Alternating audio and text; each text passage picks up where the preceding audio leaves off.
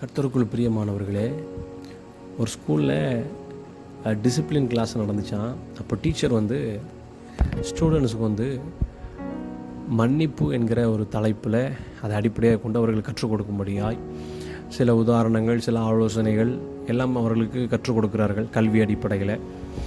அப்போது இந்த ஸ்டூடெண்ட்ஸுக்கு ஒரு ஹோம்ஒர்க் கொடுக்குறாங்க. நீங்கள் நெக்ஸ்ட்டு கிளாஸ் வரும்பொழுது நீங்கள் என்ன செய்யணும் அப்படின்னா, உங்களை யாரெல்லாம் ஹர்ட் பண்ணாங்களோ, உங்களை யாரெல்லாம் கலங்க பண்ணாங்களோ, வஞ்சித்தார்களோ, யாரெல்லாம் உங்களை துக்கப்படுத்தினார்களோ அவருடைய பேரெல்லாம் எழுதிட்டு வாங்க அப்படின்னாங்களாம்.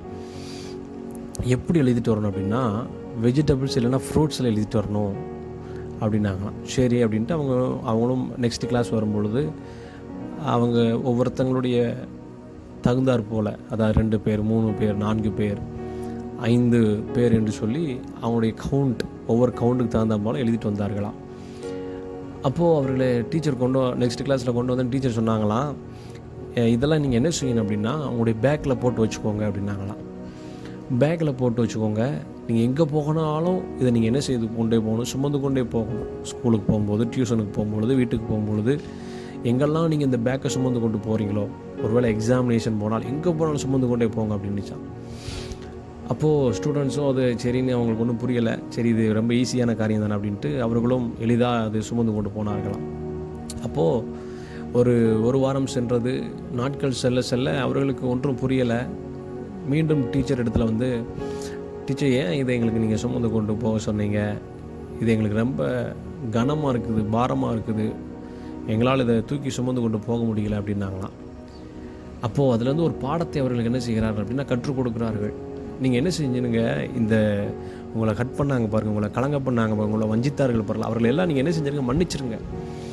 இப்படி நீங்கள் வைக்க வைக்க வைக்க உங்களுடைய இருதயம் என்ன செய்து கொண்டே இருக்கும், பாரப்படும். உங்களுடைய இருதயம் ஒரு லகுவாக எந்த காரியத்தையும் செய்ய உங்களால் முடியாது. ஒரு செயலையோ, ஒரு சிந்திக்கிற திறனோ, ஒரு செயல்படுகிற திறனோ, ஒரு காரியங்களை எளிதாய் பேசக்கூடிய திறனோ, ஒரு வேளை படிக்கிற திறனோ உங்களுக்கு என்ன செய்து வரும், அது குறைத்து விடும். உங்களை இருதயத்தை அது கல்லாக்குற அளவிற்கு அது கொண்டு போய் விடும் என்று சொல்லி அவரிடத்துல சொன்னார்களாம். அப்போ நீங்கள் வைத்துக்கொண்டே இல்லாமல் நீங்கள் என்ன செய்திருங்க, மன்னிச்சிருங்க அப்படின்னாங்களாம். அப்போது இதில் என்ன நமக்கு கற்றுக் கொடுக்கப்படுகிறது அப்படின்னா, உண்மையாகவே நம்முடைய வாழ்க்கையில் எத்தனையோ பேரை நம்ம கடந்து வந்திருப்போம். மன்னிப்பு என்பது மிகவும் ஒரு கஷ்டமான காரியம். ஒரு இடத்துல நான் போய் ப்ளீஸ் பண்ணி கூட கேட்டுடலாம், உதவி செய்யுங்கன்னு கேட்டுடலாம். ஒரு இடத்துல என்னை தூக்கி விடுங்க என்று கேட்டுடலாம். ஒரு இடத்துல எனக்கு இந்த காரியம் எனக்கு கொஞ்சம் கற்றுக் கொடுங்க என்று கேட்டுடலாம். ஆனால் மன்னிப்பு என்பது மிக ஒரு கடினமான காரியம். எளிதில் அது இந்த வார்த்தை நம்முடைய வாயிலிருந்து என்ன செய்யாது அப்படின்னா வராது. அப்போது இயேசு கிறிஸ்து கூட பாருங்கள், நமக்கு கற்றுக் கொடுக்குற காரியம் என்ன என்றால், 2 கொரிந்தியர் 2ஆம் அதிகாரம் 11ஆம் வசனத்தில் பவுல் கொரிந்து சபைக்கு எழுதும் பொழுது சொல்லுகிறார், எப்பா நீங்கள் என்ன செய்யுங்க, சாத்தானுடைய வஞ்சனைக்கு நீங்கள் என்ன செய்யுங்க, வஞ்சனைக்கு உட்படாதபடி நான் இதை சொல்லுகிறேன். அவனுடைய தந்திரங்கள் நமக்கு தெரியாதவைகள் அல்லவே அப்படி சொல்லி 2 கொரிந்தியர் 2:11 சொல்லுகிறார்.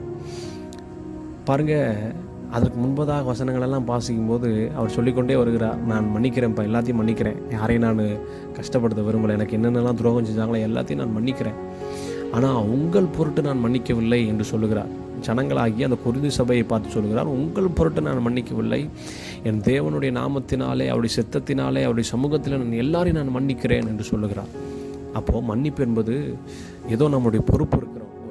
ஒரு ஆசிரியராக இருக்கிறோம், ஒரு இராணுவத்தில் இருக்கிறோம், ஒரு காவல்துறையாக இருக்கிறோம், ஏதோ ஒரு பொறுப்பில் இருப்பதனால நம்முடைய ஜனங்களுக்காக, ஒருவேளை குடும்பத்தில் இருக்கிற பிள்ளைக்காக, மனைவிக்காக, உனக்காக நான் மன்னிக்கிறேன் பாரு, உன்னுடைய முகத்துக்காக தான் நான் மன்னிக்கிறேன் அப்படி சொல்லாதபடி உண்மையாக முழு மனதோடு மன்னிங்க. அப்படின்னா தான் உங்களுடைய இருதயத்தில் இருக்கிற அந்த பாரம் என்ன செய்ய லகுவாய் மாறும்.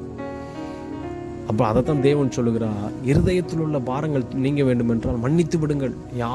யாரிடத்துலையும் போட்டிகள் வேண்டாம், பொறாமைகள் வேண்டாம், சண்டைகள் வேண்டாம், மன வருத்தங்கள் வேண்டாம், மன்னிச்சிருங்க அப்படிங்கிறார். மன்னிச்சு நிச்சயமாக நீங்கள் மன்னிப்பீர்கள் என்றால் நம்முடைய வாழ்க்கை வெற்றியுள்ள வாழ்க்கையாக இருக்கும், சமாதானம் உள்ள வாழ்க்கையாக இருக்கும், சீரான வாழ்க்கையாக இருக்கும்.